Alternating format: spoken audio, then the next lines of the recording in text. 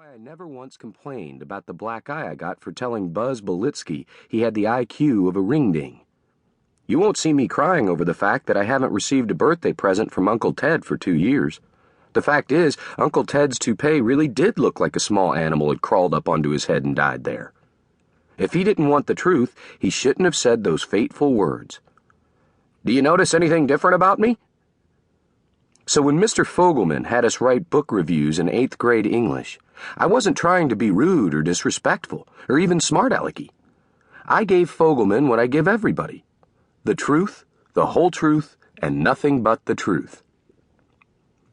Old Shep, My Pal by Zach Paris is the most boring book I've read in my entire life. I did not have a favorite character. I hated everybody equally. The most interesting part came on the last page where it said, "The End." This book couldn't be any lousier if it came with a letter bomb. I would not recommend it to my worst enemy. Mr. Fogelman scanned the few lines and glared at me, face flaming in anger. "This isn't what I assigned."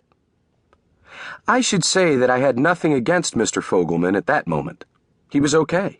The kind of young teacher who tries to be one of the guys, but everything he does only shows how out of it he is. I just wanted to set the record straight. "Yes, it is," I told him. "The assignment sheet said to give our honest opinion, write what was our favorite part and character, and make a recommendation. It's all there." "Old Shep, My Pal is a timeless classic," roared the teacher. "It won the Gunhold Award. It was my favorite book growing up. Everybody loves it." He turned to the rest of the class. "Right?" The reaction was a murmur of mixed reviews. "It was okay, I guess." "Not too bad." "Why did it have to be so sad?" "Exactly." Fogelman pounced on the comment. "It was sad. What a heartbreaking surprise ending." "I wasn't surprised," I said. "I knew Old Shep was going to die before I started page 1. "Don't be ridiculous," the teacher snapped. "How?" I shrugged. "Because the dog always dies. Go to the library and pick out a book with an award sticker and a dog on the cover. Trust me, that dog is going down." "Not true," stormed Mr. Fogelman. "Well," I challenged, "what happened to Old Yeller?" "Oh, all right," the teacher admitted. "So Old Yeller died." "What about Sounder?" piped up Joey Quick. "And Bristleface," added Mike Feather Wrigley, one of my football teammates. "Don't forget where the red fern grows," I put in. "The double whammy. 2 dogs die in that one." "You've made your point," growled Mr. Fogelman.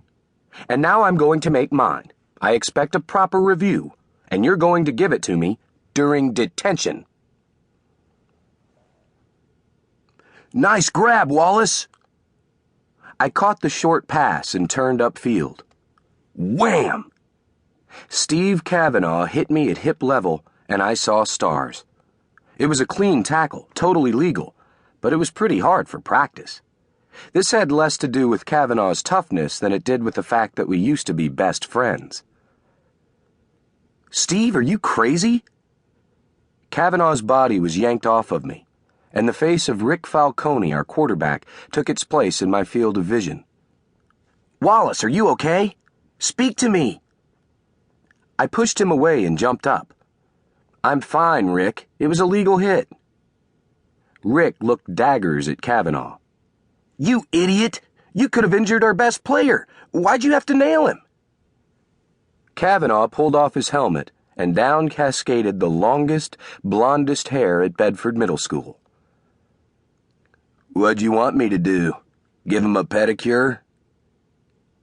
If there was one thing Kavanaugh had more of than hair, it was sarcasm. "I'm not the best player," I told Rick.